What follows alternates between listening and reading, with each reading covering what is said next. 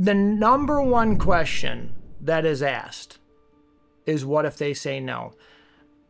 I have been doing intervention since 2005. And the one question that everybody has asked on every single phone call, that's an absolute, is what if they say no?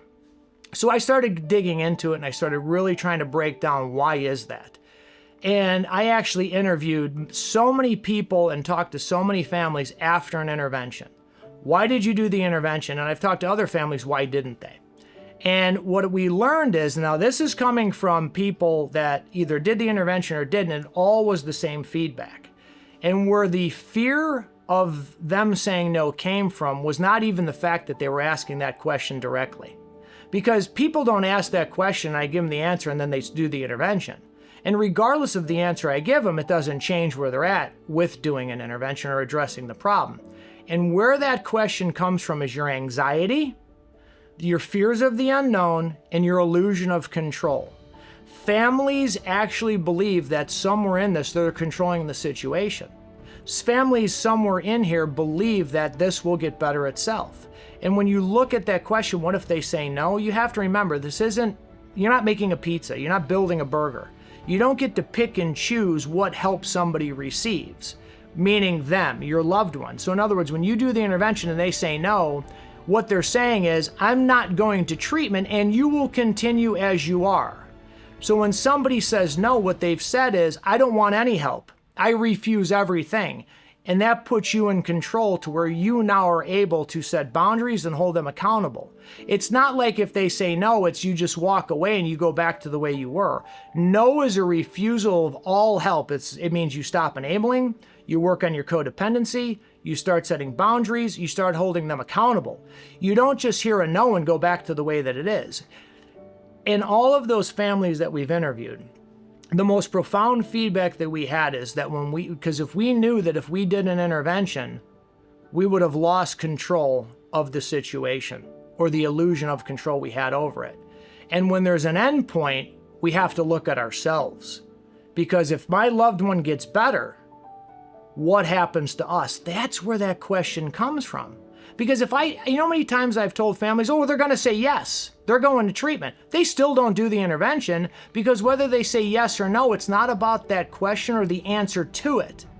It's about the fear of the unknown of what's going to happen to your family system when we do this.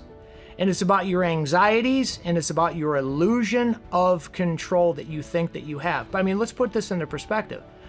Addiction and mental disorders are the only medical problems, some of them sometimes fatal, where a family will only choose to tackle the problem within. They will not seek professional help because they think they have this control over the situation and they don't. And all of the dysfunctional family roles work against each other. They produce this illusion where you think you're getting somewhere and you're not. Because the only one that is getting ahead is your loved one. And the only one that should be worried about hearing no at an intervention is your loved one.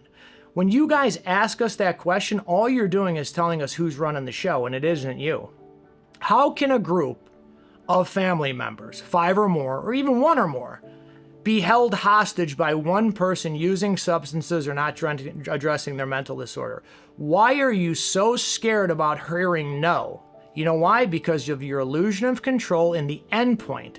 Because up until you do that, you think there's going to be an end somewhere, some other way that's easier and more comfortable, and there's not. So when you intervene, you don't hear us taking away, you don't hear our solution, you believe we're taking away yours, one that is not getting you anywhere. And the last thing I want to say is, every time I get in front of the question on a call, and I ask a family, what are you going to do if your loved one says no? And we process it for 15 minutes. It is inevitable that somewhere later in the conversation, they're just going to say, what if they say no? They're just going to vomit it out because that wasn't your question and my answer didn't matter because you're still focused on your anxiety, your fear of the unknown, and your illusion of control. So next time you ask that, you're going to have to look inward as to why you actually asked that. And remember, this comes from families that I have interviewed and counseled after the fact that have all said the same thing. You're not asking me what if they say no. You're asking what's going to happen to us when we lose our illusion of control.